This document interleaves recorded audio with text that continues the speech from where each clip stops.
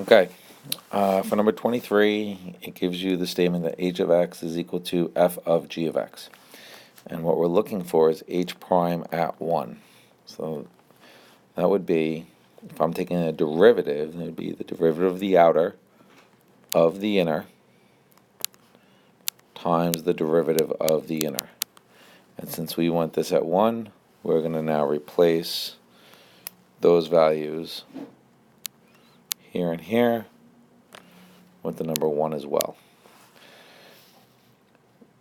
So when we're looking at the graph that's given, we know that g prime at 1, that slope at 1, is equal to negative 1.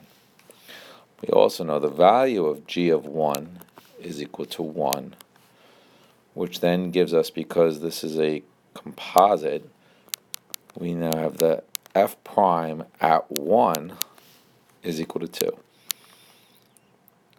When we plug those values in, we get h prime at 1 is equal to the derivative of f at g of 1, the value is 2, times the derivative of g of 1 is equal to negative 1, gives us h prime is equal to negative 2.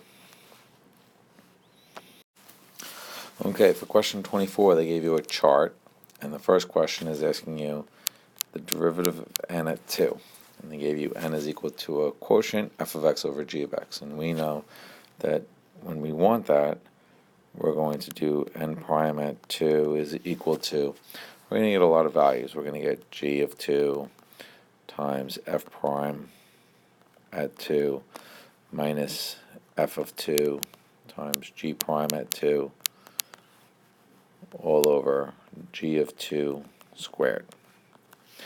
And so we have to then plug in these values. And if you look at the chart, you're going to find these values, that g of 2 is equal to the value of 3, f prime at 2 is equal to the value of 4, f of 2 is equal to the value of 5, g prime at 2 is equal to the value of 4, and g of 2 is equal to 3, and that's going to be squared. So that brings us 12 minus 20 over 9 for n prime at 2, which gives us negative 8 over 9.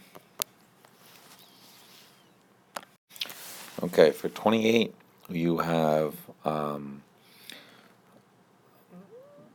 equation x to the third plus y to the third is equal to 18y.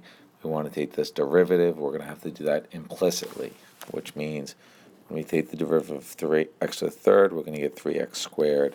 When we take the derivative of y to the third, you're going to get 3y squared dy dx is equal to the derivative of 18y, which is 18 dy dx. We now have to collect the dy dx terms. So we have 3x squared is equal to 18 minus 3y squared dy dx. And in order to solve for dy dx, we're going to divide.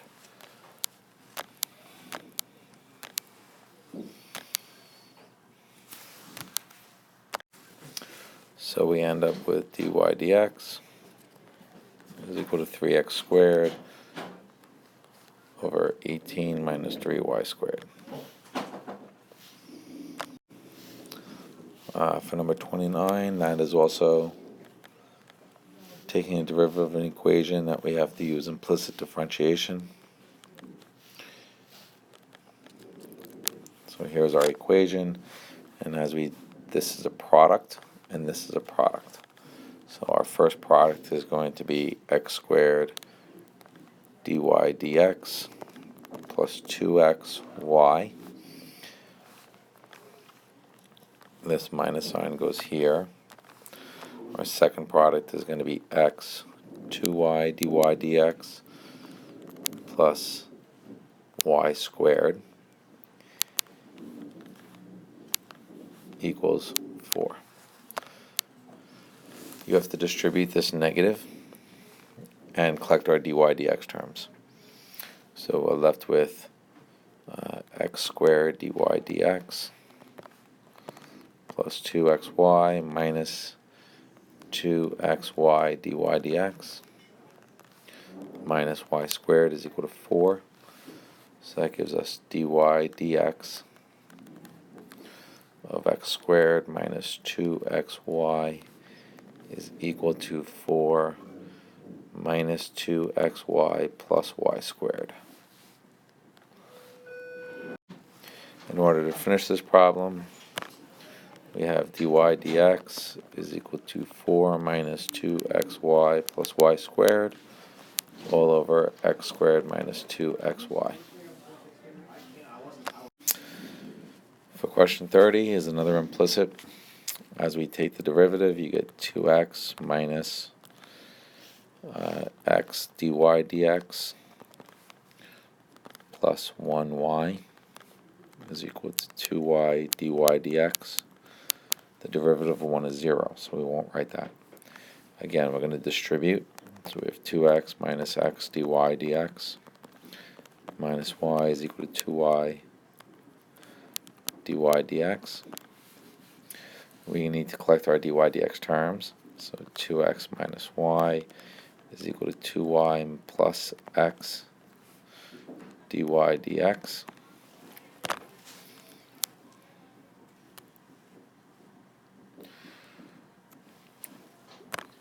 We're going to divide, so we have dy dx is equal to 2y minus x. Sorry about that. It's going to be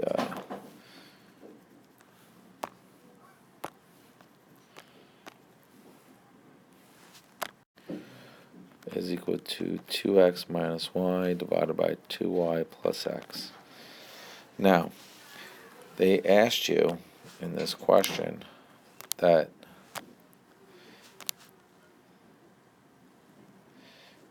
everything needs to be equal to 1 when x is equal to 1 and it's in the first quadrant. So when x is equal to 1, when we plug that into the original, we're left with, I'll use blue, we're left with x1 squared minus y is equal to 1 squared minus plus 1. So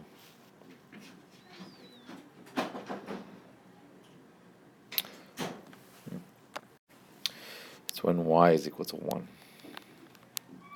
So that gives us x squared minus x is equal to 1 plus 1 is 2. So that gives us x squared minus x minus 2 is equal to 0. X minus 2, x plus 1 equals 0. And so we know x is equal to 2 and x is equal to negative 1, and they want the first quadrant. So we're going to reject that one. So we get the point 2, 1. That's going to be our xy. Plug that into our derivative. And we have 4 minus 1 is 3 over 2 plus 2 is 4. And we have our slope.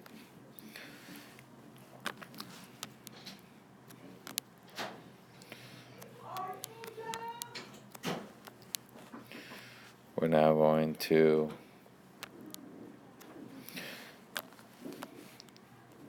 y minus y1 equals m times x minus x1. And we have y minus 1 is equal to 3/4 of x minus 2. And that is our equation of our tangent line. Okay, and for the last problem, this is going to be a long one. If f of x is equal to x to the 4th minus 4x to the 3rd. For part A, they want zeros. So x to the 4th minus 4x to the 3rd is equal to 0. X to the 3rd, x minus 4. So x is equal to 0 and x is equal to 4. So these are our zeros. That's for part A. For part B, they want derivative.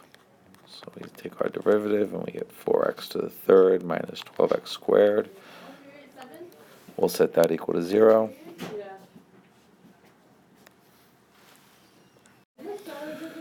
No idea, I'm just walking in myself. So we'll take a 4x squared out. We're left with x minus 3. So we have x equals 0 and x is equal to 3 on our number line, we'll test values. We know if we plug in a number into f prime below 0, it's negative. Between 0 and 3, it's still negative, and above 3, it's positive.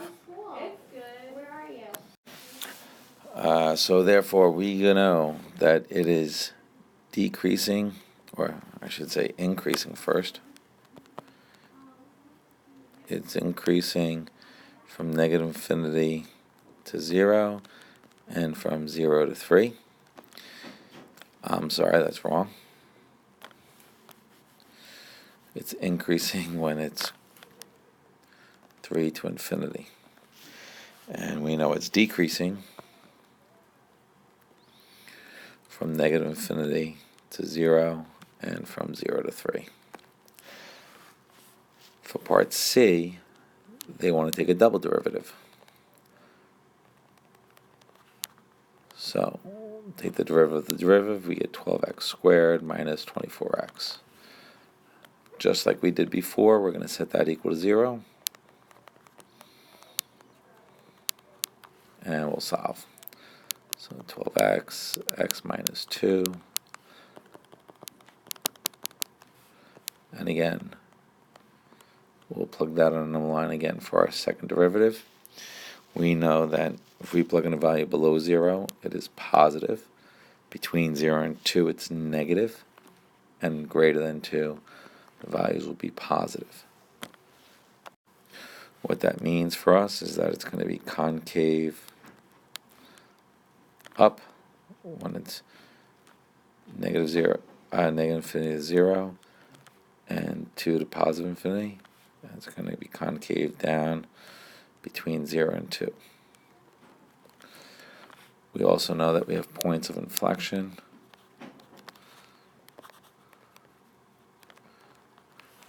At 0 and at 2.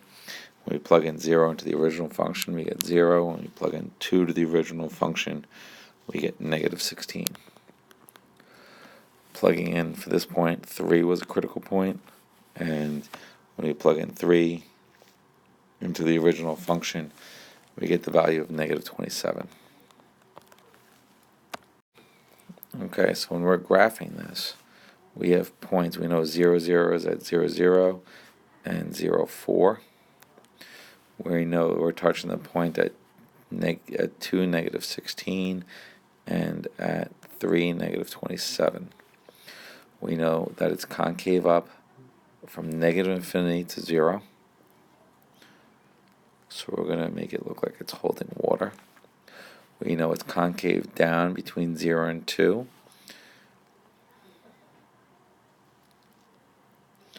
So it has to flow this way. So that looks like it's changing concavity at that point. It's concave up after that.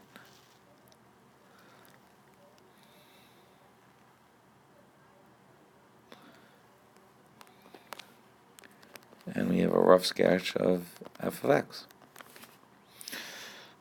Good luck studying.